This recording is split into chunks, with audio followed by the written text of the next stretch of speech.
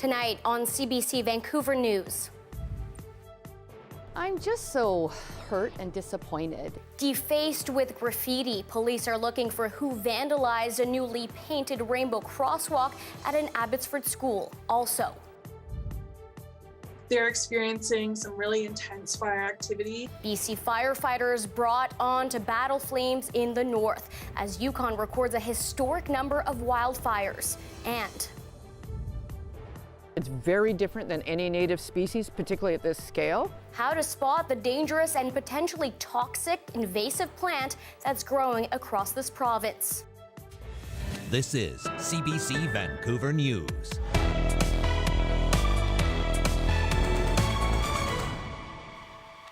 Good evening. Thanks for joining us. I'm Isabelle Raghem. Some teachers and students in Abbotsford say they are angry and disappointed after a new rainbow crosswalk was vandalized with graffiti.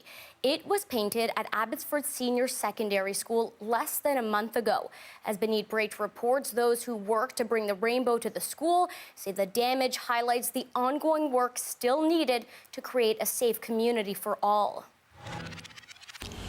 A welcoming symbol is now covered in black graffiti. I'm just so hurt and disappointed. Just less than 2 weeks ago, students and staff gathered to celebrate the first rainbow crosswalk in the district, freshly painted here at Abbotsford Senior Secondary. It's a momentous occasion to see this dream for the school district's future become reality.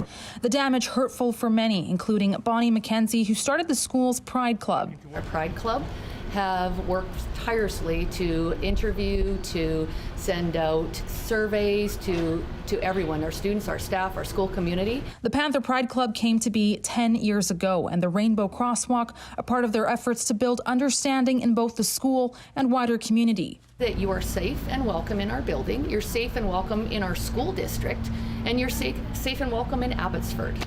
While the damage is upsetting, students have said it's important to let the message of the crosswalk persist. As the vast majority of the students showed wisdom beyond their years, saying, although it sucks that people can't be accepting, we won't respond to hate with more hate.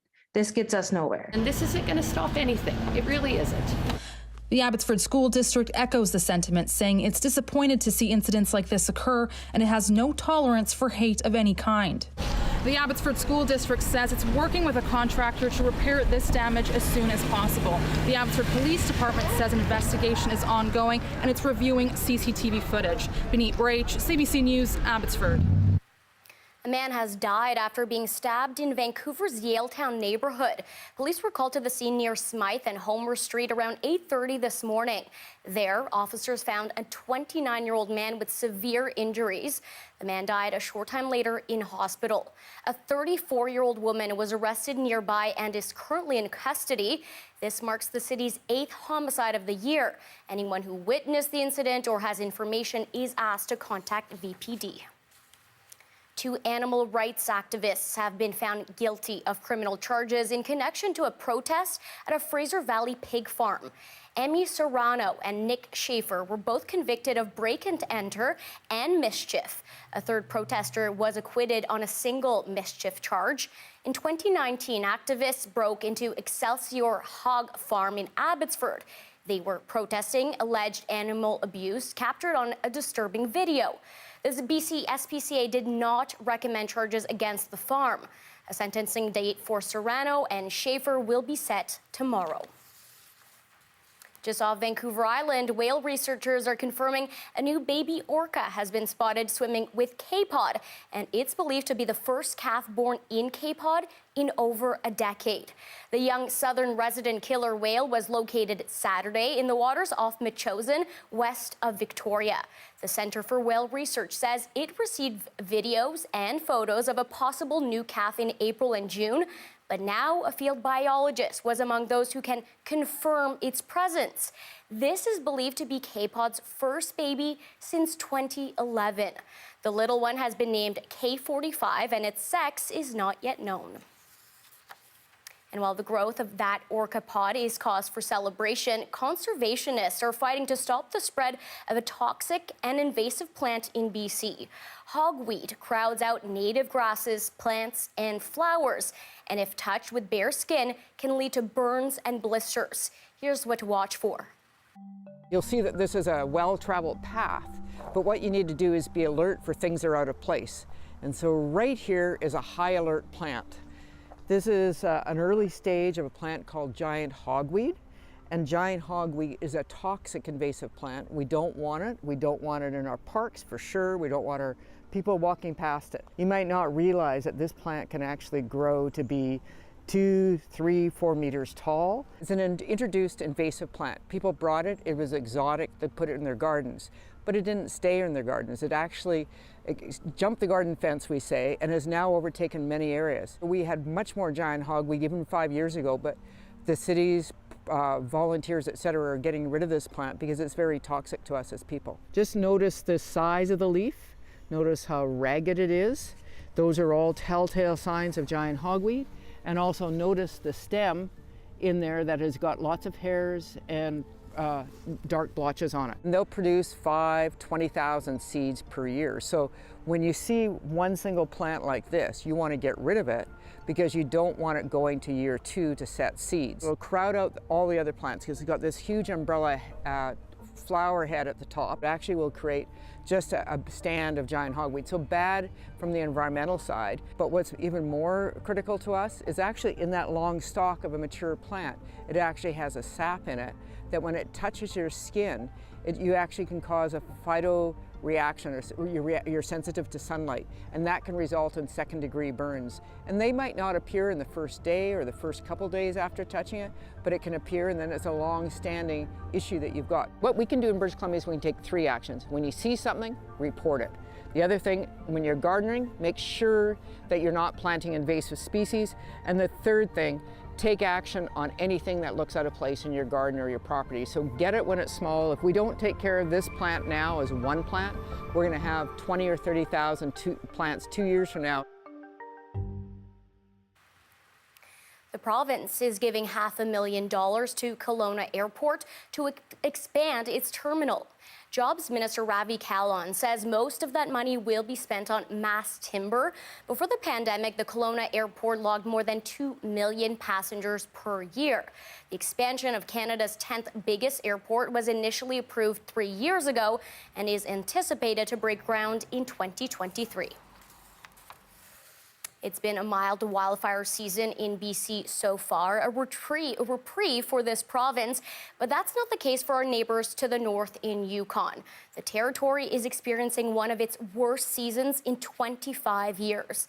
And as Joel Ballard reports, BC is lending a helping hand. Huge swaths of land are burning in the Yukon. They're experiencing some really intense fire activity. Right now, 177 fires are active. More than 100,000 hectares of land have been scorched. 8 communities are on evacuation alert.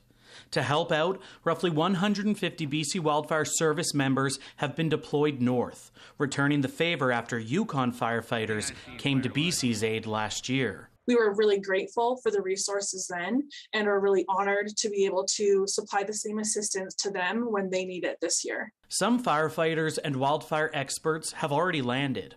More will be touching down over the next couple days, many of them living out of this camp in the central Yukon, focusing their efforts on the Crystal Creek and Upper Willow Creek fires, which had forced the temporary closure of a section of the North Klondike Highway south of the community of Stewart Crossing. When it comes to deploying crews outside of BC, Strong says it's all about balance. Making sure that we're only sending out so many resources as we can afford to so we can protect our residents at home. Compared to last year, the wildfire season in BC has been tame, thanks to the weather over the past few months. The summer so far, started off slow, I would say, especially for southern BC, generally cooler and more showery than what we're used to seeing. So far, there have been 265 wildfires, a sharp decline from 2021, when the province had already seen more than 900. But conditions can change quickly. There's already been a flip in the weather. Looking at a dry and warm pattern coming ahead for the next week or two and possibly even into August as well. Both Strong and Secon warn that it only takes a few days of hot weather to dry out landscapes and create fuel for wildfires. Joel Ballard, CBC News, Vancouver. And let's bring in meteorologist Johanna Wagstaffe. I'm glad we're having that mild wildfire season here so we can deploy some of our crews out there to the Yukon.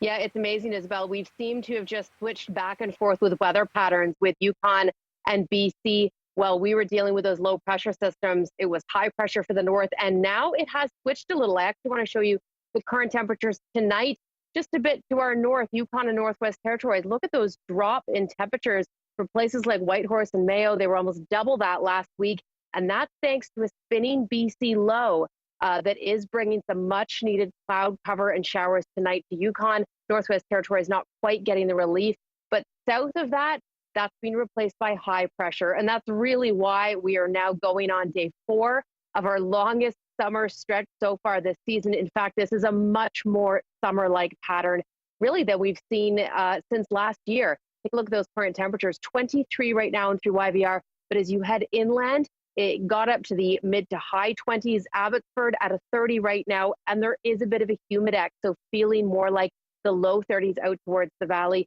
And as I said, this is really just the start of a long stretch. That low pressure system will try and inch in, continuing to bring showers to central and coastal sections of BC, but high pressure rebounds for the second half of the week, really deflecting any low pressure system that tries to come in. So Isabelle, if you've been enjoying this weather, we have several more days of it ahead. I'll tell you just how long it's expected to last. And yes, we'll look at the fire danger that we'll be building for the interior a little later on in the show. All right. Thanks, Joe. We'll chat in a little bit. Sounds good. A years-long push to rename a residential street in Victoria was realized over the weekend. Trutch Street now takes its name from the Lekwungen word for truth. So I think it's going to be huge for our kids, our younger generations, our future leaders to see our traditional word, a street named after truth here. And I think that's going to be amazing for them because they're the ones that are going to carry this work forward. The street is now Sait. It was previously named after Joseph Trutch, BC's first lieutenant governor, who once lived on the street. His racist policies had a long-lasting negative impact on Indigenous peoples in the province, including when he drastically reduced the size of reserve land. What brings us here today is not erasing history. We're talking about history right now. Lekwungen is the language of the Esquimalt and Songhees people. The cities of Richmond and Vancouver have also been looking to abandon Trutch as a street name. Interior Health has extended the temporary closure of the emergency room closure in Clearwater. The ER at Dr. Helmken Memorial Hospital was supposed to reopen this morning, but will instead remain closed until 7 a.m. tomorrow. Like a number of other healthcare centers across this province, the hospital is short-staffed, and the health authority says it can't safely keep the emergency room open. Anyone needing emergency care in the Clearwater area is asked to call 911 or travel an hour and a half south to Royal Inland Hospital in Kamloops. An overstretched healthcare system is a main focus for the Premier's meeting in Victoria today. It's the first time in 3 years they are all meeting in person. As David Cochran reports, they're calling on Ottawa to increase healthcare transfer payments. Bonjour, tout le monde. The Premier of Ontario has just won an election campaign. I want to congratulate you for your big election. The Premier of Quebec is on the cusp of running one of his own. I only wish I was as good as Francois. I'll tell you, he's amazing.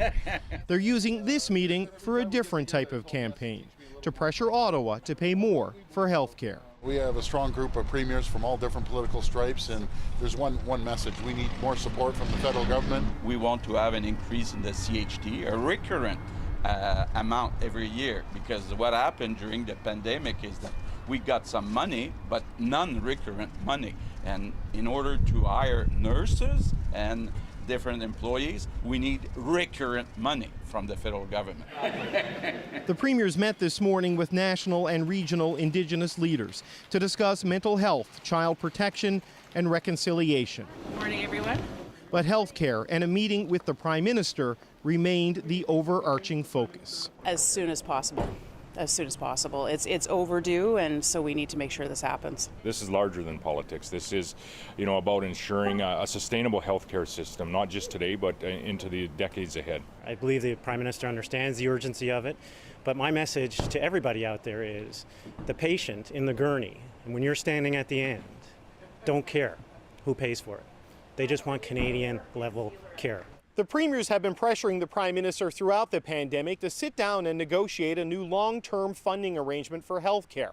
Justin Trudeau has promised to do that, but not until the pandemic was over. Well, now, with most COVID restrictions lifted and the premiers meeting again in person, they say it's time for the Prime Minister to come to the table. David Cochran, CBC News, Victoria.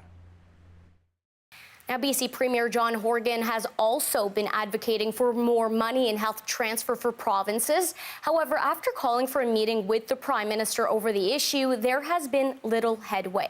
Horgan opened 2 days of talks with premiers today with a news conference. Our legislative reporter, Mira Baines, joins us from Victoria with the latest. Mira?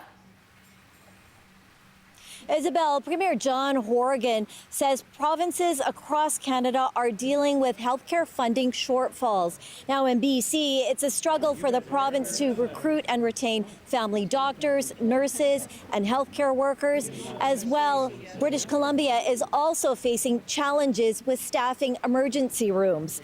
Horgan has been pushing for more money in federal transfers from 22% to 35%, but the federal government is questioning that calculation. Intergovernmental Affairs Minister Dominic LeBlanc called it a fake number, that Ottawa pays about a third of healthcare funding. Horgan responded. We're nowhere right now, absolutely nowhere. And it's disingenuous at best to suggest that that the federal government's carrying its load when it comes to funding public health care in Canada. It's just not the case. Now, we can quibble about the numbers, but Canadians will not thank us for that.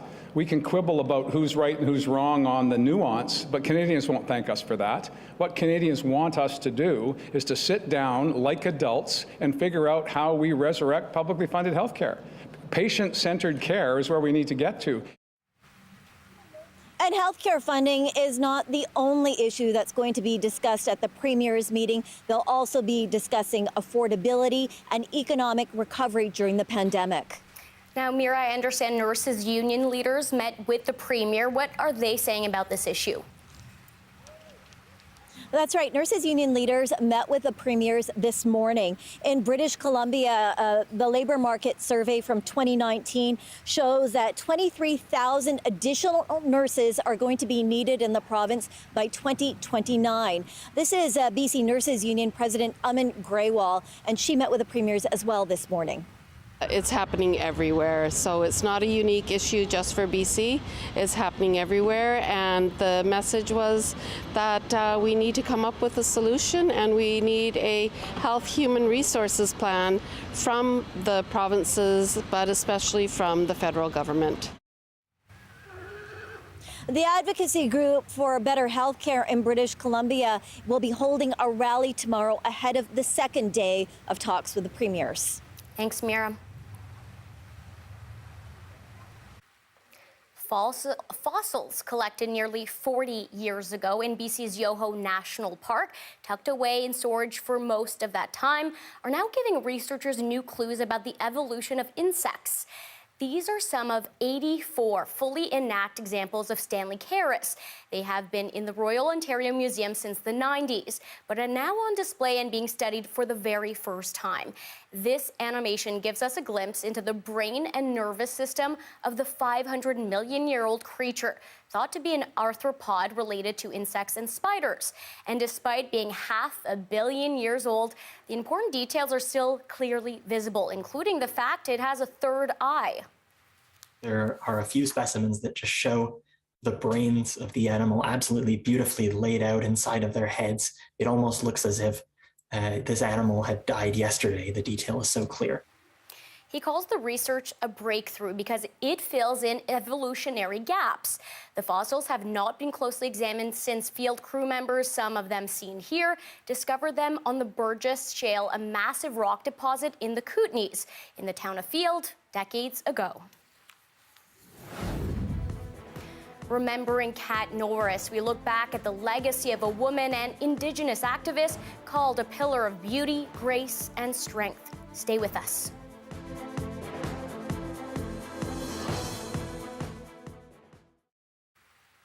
Thanks for staying with us during our commercial-free live stream. In Montreal, a popular event returned with a vengeance over the weekend. Comic-Con brought together comic book and sci-fi and fantasy enthusiasts. Jennifer Yoon went to Palais des Congrès to check it out. Montreal Comic-Con is back after over 2 years of pandemic-related hiatus, and people are more excited than ever. Let's go! Many have spent hours and hours crafting their costumes. My kitchen table, off and on, it was 2 years. I would probably say a good maybe 3 or 4 months of actual work. I've been driving my wife crazy for the past 2 years, making this costume in an apartment. This one, I worked on it for pretty much the whole summer 2021. Others are relishing being very much in character. I always look this amazing. All this dedication for the camaraderie dearly missed during the COVID-19 pandemic. It's pals I've been seeing in 2 years. So, I mean, talking on the internet and stuff like that, but there's nothing that beats meeting everyone here. I missed the community. I missed the exhibits. I missed meeting famous people. Overall, what I missed was the environment. How you can be as passionate about what you love as you want, and no one will judge you for it. Been waiting for a convention like that for 3 years, and I'm just excited to be here. It's also an exciting occasion for the celebrities who traveled here for the event, like this one. It's me, Super Mario. Woohoo! Responsible for one of the most iconic voices in video game history. Comic-Con is the greatest. People, it's been years, so the energy is here to finally get back, put on the costumes, go out and cosplay, go out and have a wonderful time. So we're ready to ride that wave. Montreal Comic-Con is on all weekend. Jennifer Yoon, CBC News, Montreal.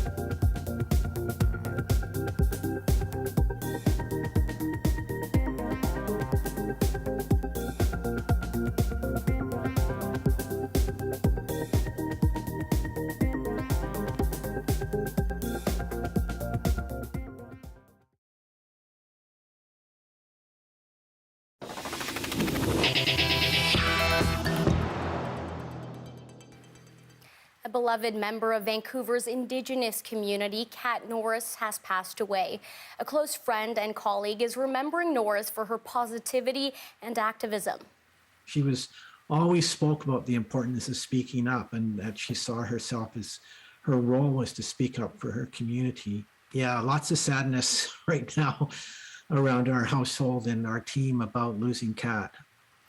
Norris had been the elder in residence at the downtown East Side Heart of the City Festival since 2017, working on the event since its inauguration in 2003. Norris was Coast Salish from the Lakaisan or Layaksan First Nation and a residential school survivor. She was integral to the Canada-wide Idle No More movement that swept the country in 2012. Norris passed away Thursday at the age of 67 following complications from surgery. Joining us now to talk a bit more about Kat Norris and the impact she had is the CBC's urban Indigenous reporter, Wamish Hamilton. Wamish, she was a friend of yours. How did you meet Kat? Well, I'm more open about this part of my life now than I was before, but I met her when I was a runaway here in Vancouver, about 1979, 1980, and I met her specifically at the Carnegie Centre, which was a kind of a gathering place for a lot of Indigenous youth. And so what can you say about the impact Kat had on the Indigenous community here in Vancouver for those who weren't familiar with her work? She was really committed to Indigenous people, Indigenous issues, and the Indigenous community, the urban Indigenous community here in Vancouver. She was somebody who wasn't a Indigenous power broker per se. She didn't wield or command influence in the Indigenous organization sense, but she was one of the good, solid, supportive Indigenous people that make up the Indigenous community here in Vancouver. How do you think people will remember Kat Norris, and what is her legacy, do you think? Kat was always there. You name the Indigenous cause, she was there. She was there for people in person, like she was for me when I was a young, troubled person. She was there for people in groups. She was at gatherings. She was at protests. She was really like down for the Indigenous community and Indigenous causes, be it missing and murdered Indigenous women, Idle No More, the Truth and Reconciliation Commission, issues in the downtown east side. She was really there for Indigenous people. One of the solid supportive people that was there, always was there. And what do you think lit her fire, really brought her passion to the forefront? I'd have to say that, it probably stems back to when she was in residential school and then moved later to Los Angeles, I believe it was, and lived away for a long time before she moved back with her family. Being displaced from home, being displaced from her people, being displaced from culture. Some people forget about it and just go on with life. Other people, that spark something, light something in them, and it did with her. At least I think so.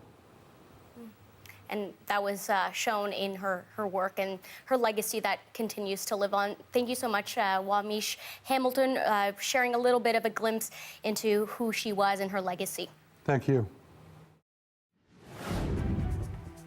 Seeking answers. The federal government says Rogers has some explaining to do after a massive outage paralyzed much of the country late last week. The details next.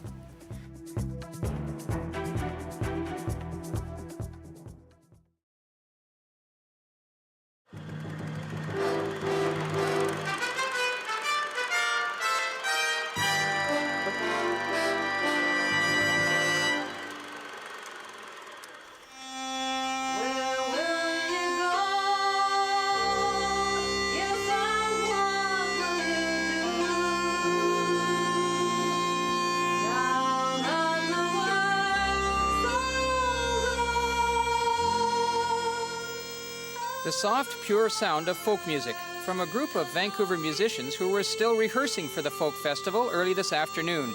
Jennifer West, Rob Menzies, and friends concentrate on Celtic music, and they have the honor of opening the festival at 6:30 tonight.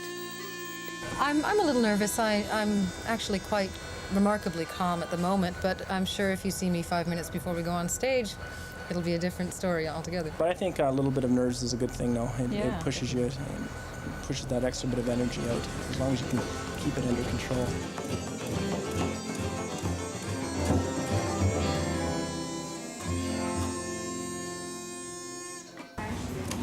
Doug?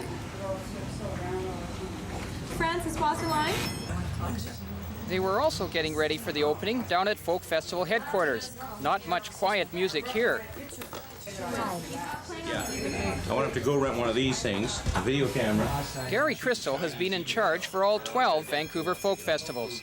We've assembled a collection of first-rate artists from 20 countries, from 8 territories or provinces in this country, who perform an enormous variety of music. I think that the best way that I have to sell the festival to people is say, come on down, because I will bet you dollars to donuts you will hear something you've never heard before that you will love. You got some legends this year. Pete Seeger's a legend. Rufus Ginsher's a legend. Well, this year I'm going to play now is a tune I learned from my father.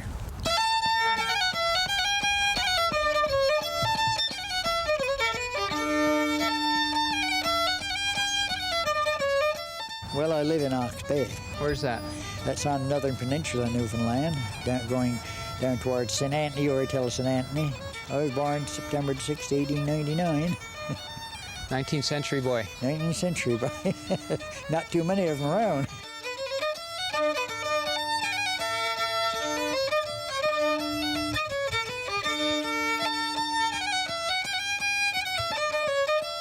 I never sit down and play at home, not very often, I tell you. But I get a kick out of it, playing for someone when I watch someone else dancing, you know. I love it.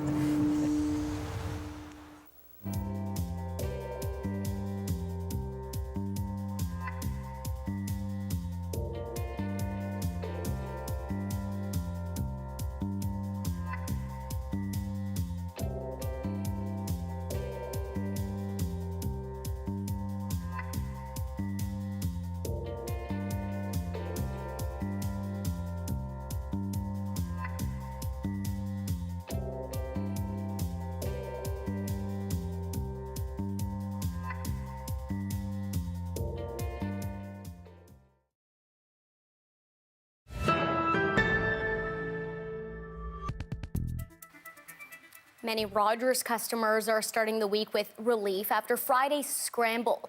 The massive network outage caused abrupt and widespread disruption across this country. As Rafi Buchakanian reports, the federal government is seeking answers from the country's biggest telecommunication companies. 3 days after Canadians flocked to free Wi-Fi spots following a nationwide internet outage, it's still not fully resolved. Rogers says some customers are experiencing intermittent challenges, while most do have services back. This outage really shows the harm of the massive monopoly that we see in our telecommunications system and what happens when one company has far too much power. And the telecom industry could get smaller should Rogers have its way. For months, the company has been in talks with one of its rivals, Shaw, for a corporate merger.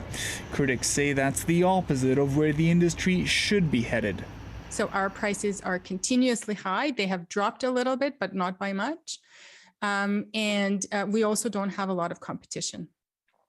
And when you have those two things together, when you have lack of competition and very high prices, then you get situations like this, right? After apologizing for the outage, Rogers said it will compensate people who lost service, but hasn't publicly provided any details. It's one of many questions the Conservative Party says it wants to examine in an emergency parliamentary committee meeting. Does that mean, a brand new law to address it? I'm not quite sure, but we are open to discussion on that. But the thing is sure, what happened last Friday should never happen again, as big as it was. The industry minister, meanwhile, had this to say after convening an emergency meeting with the CEOs of Rogers and other telecom giants. What I've demanded and expect the telecom companies in Canada is to enter into a formal agreement to cover three things. First, mutual assistance during outage. The second thing is emergency roaming, and to better inform the public and the authorities during these times of crisis. The government says it wants to see a formal plan within 2 months. Rafi Buchakanian, CBC News, Ottawa. Now, that outage on Friday caused a range of problems for people, including for those who needed emergency services. Adil Musa has the story of what happened to one woman in southwestern Ontario. Shane Eby says his father Greg and Aunt Linda were running errands on Friday in downtown Hamilton when his aunt began to feel unwell. He said it didn't take long for his father to realize something was very wrong. My father went back into the bank and asked the security guard for help. And then the security guard came out to help, but both the security guard and my father realized they needed more help. Shane Eby says his father asked people in the bank's parking lot to call 911 for him, but they couldn't connect. So he started approaching people on the street, but their cell phones didn't work either. She was in distress. And he had to keep leaving her to try to get help. And it took some time, and he wasn't able to actually connect with anyone who had a functioning cell phone. Eby says his aunt was eventually taken to hospital by emergency services, but precious time was wasted trying to contact them. She later died in hospital from a brain aneurysm. Having a connection keeps people alive. And I imagine a lot of people are questioning whether that's actually available right now and how safe they might be. According to Rogers' terms of service, access to 911 may not function correctly or at all in the event of a network outage or power failure. And while there is a way to get around that on cell phones, not everyone knows it. Removing your SIM card, you're no longer a subscriber of any network. You don't have a phone number or anything like that. Still lets you dial 911 anywhere. Shane Eby says that's critical information other Canadians should know in case of an emergency. That might be just a good public service announcement that the telecom can share. Idil Musa, CBC News, Hamilton.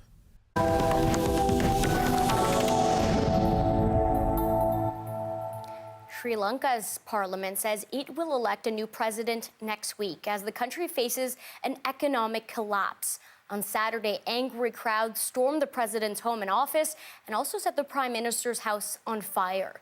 The president and the current prime minister have since agreed to resign. Ishan Garg has more from New Delhi. Opposition parties in Sri Lanka are discussing their next move as the country faces a political vacuum. The country has been on the edge for the past 2 months now, but things took a violent turn over the weekend. An angry mob of protesters stormed into President Gotabaya Rajapaksa's seaside mansion over rage over the current economic crisis in the country. The official residence of Prime Minister Ranil Wickremesinghe wasn't spared either. Both are now resigning from their roles. That could leave the Speaker of the House in charge in the interim. Observers say the country's economic troubles have pushed the public over the edge. A severe shortage of fuel has upended lives for the past several months. Essentials such as food and medicine have become unaffordable for many, and a lack of power has brought industries, schools and public transport to a standstill. Much of the blame for all this is being assigned to the outgoing President Gotabaya Rajapaksa and his brother Mahinda Rajapaksa, who was forced out of the Prime Minister's office earlier this year. Opposition party leaders are now mulling a rainbow coalition. They argue a strong and stable government could pull Sri Lanka out of the crisis. But with nearly $7 billion in debt payments due just this year, and with just $2 billion in foreign reserves to pay it with, economists say any government will face an uphill battle. Neighbors like India and China have promised aid worth more than $5 billion. But the country's officials say that the country is in dire need of an economic bailout. And without that, the concerns remain that the economic crisis in the country could continue to fuel political instability. Ishan Garg for CBC News, New Delhi. A major gas pipeline from Russia to Western Europe is being shut down for 10 days. While it's for routine maintenance, some are questioning Moscow's intentions. Trent Murray reports from Berlin.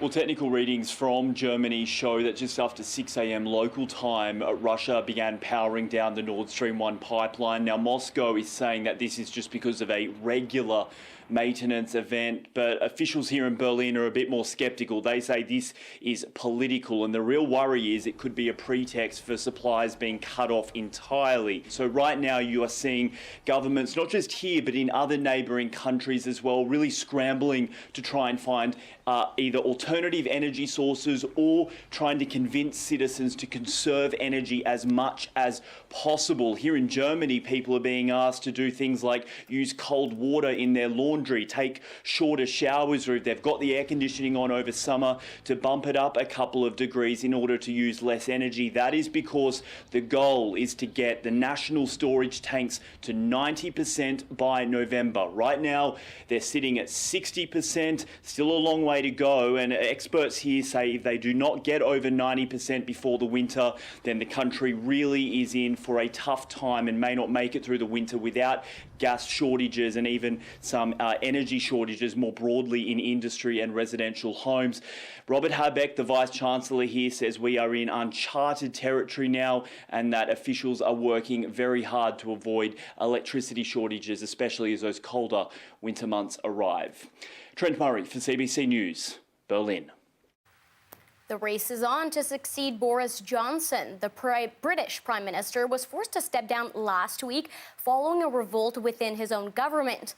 Now, as nearly a dozen decades are running to replace him, the Tories are looking for someone who can unite the Conservative Party there. Ashley Burke has more. They're off to the races. Candidates doing media interviews, releasing promotional videos, making their pitch about why they should replace Boris Johnson. Johnson was filmed this morning touring a biomedical facility, and during that, he suggested that he doesn't plan on endorsing any particular candidate. He had been asked if he felt betrayed by his MPs for turning on him. I don't want to say any more about all that. There's a contest underway, and that must happen. And I wouldn't want to damage anybody's chances by offering my support. I just have to get on. I have to get on, and in the last few days and weeks. Some big names to watch for in the leadership race: Foreign Secretary Liz Truss, Chancellor Nadeem Zahawi, along with two senior ministers who resigned last week, which led to Johnson's unraveling. Rishi Sunak, the other, Sajid Javid. Central to many of their pitches is a promise to cut taxes. The sooner there is stability, the better. Canada's High Commissioner to the UK said it's business as usual despite the dramatic ousting of Johnson, and it won't affect Canada's negotiations on the free trade agreement. He hopes a new leader is appointed quickly. We are both very strong, very mature democracies that are very familiar with each other. So whatever the other side might do, Canada will be able to cope with it and cope with it very well. By the end of next week, we're expected to learn who the two final candidates are vying to replace Johnson. Ashley Burke, CBC News, London. U.S. politicians looking into what happened at the Capitol building on January 6th last year will be holding more public hearings tomorrow. And at some point, they could be hearing from Donald Trump ally Steve Bannon. Bannon indicated over the weekend that he is now willing to testify. Katie Simpson has more on what lawmakers would like to learn about or from one of Trump's most trusted advisors. Lawmakers have been trying to question Steve Bannon for months. They want to know what was going on behind the scenes inside the White House and in and amongst a key group of allies helping Donald Trump try to cling on to power. Now, Steve Bannon was present at a number of key meetings in that crucial time period between Election Day and in the lead up to January 6th. They also want to explore any ties that might exist between far-right extremist groups, what went on in the Capitol, and the White House. Now, Bannon has resisted for months this invitation to testify, and he's actually facing contempt of Congress charges. He could face up to 2 years in prison and $100,000 in fines. Some analysts say this willingness to testify is one effort to avoid any sort of penalties there. The other sort of reasoning as to why Steve Bannon might be cooperative now is, according to the New York Times, they say that Donald Trump is reportedly upset that his most vocal, most supportive allies have not been defending him the way he wants to be defended, and that by testifying with Trump's blessing, this might give him some sort of forum to defend himself or have his allies defend him. Katie Simpson, CBC News, Washington. A frantic effort to save some legendary iconic trees. The firefight in Yosemite National Park coming up. And at 6:43, a live look at the Whistler Golf Course. Clear skies, warm temperatures, perfect fairway weather. For how long will it stay? Johanna Wagstaffe will have your full forecast coming up next.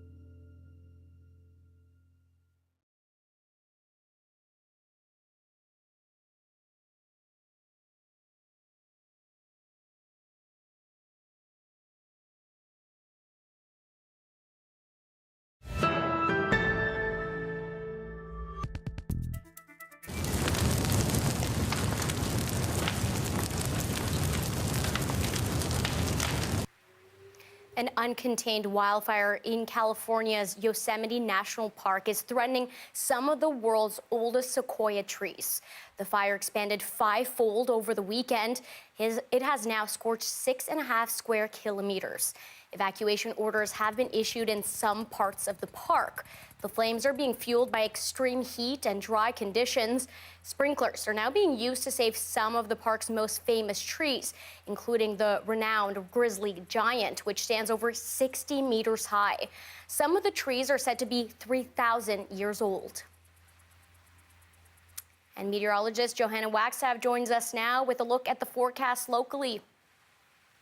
Isabelle, before we get to what is another summer stretch of weather for us, I wanted to show you a different kind of image just being released today. Check this out. I've got it in my weather boards here. This is the first glance of the first image from the James Webb Telescope. What you're looking at is a snapshot of the greatest depth, at the greatest resolution we have ever seen into the universe being shared just earlier today. The full suite of first images from the James Webb Telescope will be released tomorrow. But what you're looking at really are thousands of universes. And I just love that 100 years ago, we thought we were the only galaxy, and now we're looking out at thousands of them. I want to show you what this same image would look like on the left, taken by Hubble. And you can see just how great that resolution is being enhanced. Hubble and James Webb will be working together over the next few years until Hubble finally decides to take a rest, but it's been giving us some of the most amazing images of our galaxy and universe thus far. So really excited to see what is released tomorrow. I heard that image on the right is like holding a speck of sand out at arm's distance towards the sky, and that speck of sand is that image. So much more to discover. Taking a look at those current temperatures right now, 23 at YVR. There is definitely a humidex. It's more like 30 degrees out in Abbotsford, and with a humidex, feeling more like 34 today. We're going to see that sun continue through the southern half of the province for the rest of the week, through the weekend. And I've got to tell you, earlier models were bringing a hint of some rain in Monday night to the south coast. This is very reminiscent of last year's high pressure setup. Whenever we get sort of a 7 to 10 day stretch in the forecast models, they often try and bring in showers around day 7 to 10. And then when we get closer in the model run, those disappear. So I have a feeling the showers that I'm seeing show up Monday night might also disappear as we get closer. Watching some instability through Williams Lake and Prince George tomorrow. You're seeing that same system impacting central and northern coastal sections. That's the one bringing the much needed rain to Yukon. Okay, taking you through the forecast temperatures. The hottest day is definitely tomorrow for the interior as we head out towards Wednesday, coming back down to the low 30s, but we'll continue to see 30-degree temperatures for the interior right through to the weekend. So watching fire danger, I imagine by the time we hit Friday, we're going to see pockets of high to extreme. It does not take much to turn things around this time of the year. But what a stretch that is, Isabelle. There we go, right through the weekend into early next week and beyond. Overnight lows won't be uncomfortable per se, but I think probably for the first time this season, you can consider putting away the extra blanket, turning off the heat, putting away the sweaters. There, I said it. It's officially summer. Only, 4 weeks late, Isabelle? Summer Who's is counting? here. Who's yeah, counting? exactly. Yeah. What time is it? Let's see if it lasts longer this time since it started so late. Thanks, Joe. I know. You're welcome.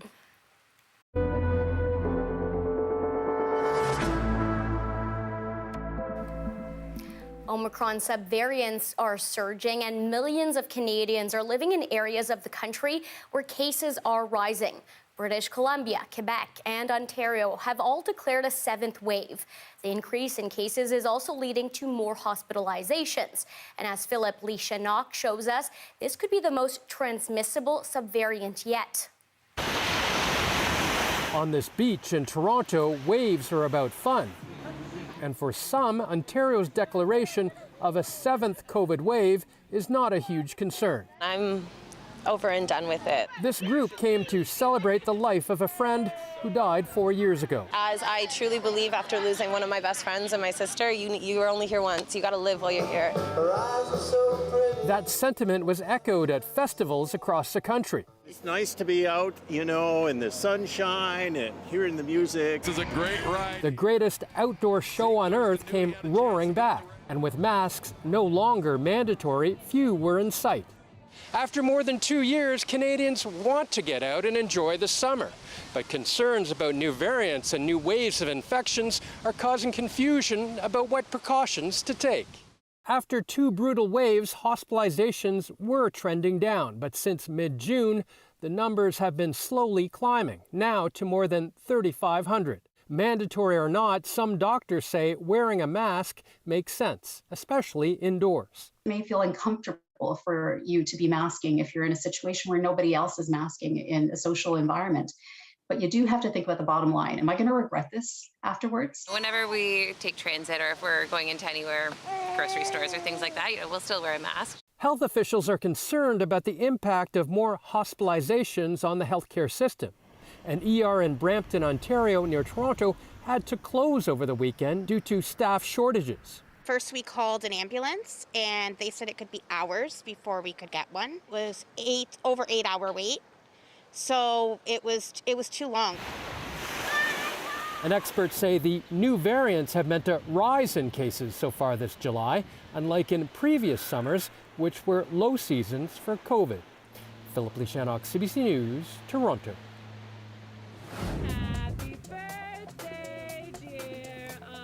Coming up, meet the young BC girl who climbed to the highest peak in Africa for her 7th birthday.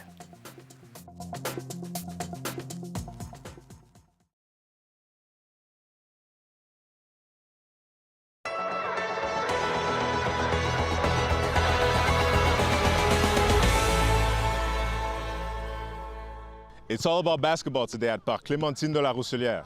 Athletes like this one right here are getting ready to shoot some hoops for this year's edition of the Montreal City Basketball Tournament. As Elijah Migole wins the tip-off, today he wanted to let everyone know what he does best. Dunks. You can see dunks. You're going to see dunks. I promise you. Elijah says he started taking basketball seriously 4 years ago. He was 13, living in Repentigny, where he says courts were hard to find. Now that he lives in Pointe-aux-Trembles, not only is he playing more, he's also made friends. I try to play with as much as I can to get better every day, so this tournament is, for me, is an opportunity to get better. This Montreal tournament was born out of the pandemic. Dave Nicolas and Calvin Louis Cholette came up with the idea last year as a way to get kids in the neighborhood back together after lockdowns. And the goal is simple: keep the kids running, make buckets, and keep it fun. We started during the pandemic, and they had nowhere to play because basketball was stopped in schools and in varsity teams. So we made a little tournament just to be sure that they had basketball. Nicolas says posting videos of the kids online helped get the word out. And as an added incentive, there is free food, trophies, and t-shirts for all players. They all want to go to the NBA. Since Benedict Mathurin has been drafted, they all dream, all they talk about is NBA. That's where 17-year-old Zachary Saint-Louis potentially sees himself. My goal is to go as far as possible, and maybe even the NBA, he says. And today was just the first Sunday of Montreal. There is another game next Sunday, and the final game tips off July 24th. And as Elijah put it, you can expect lots of dunks. John Ngala, CBC News, Pointe-aux-Trembles.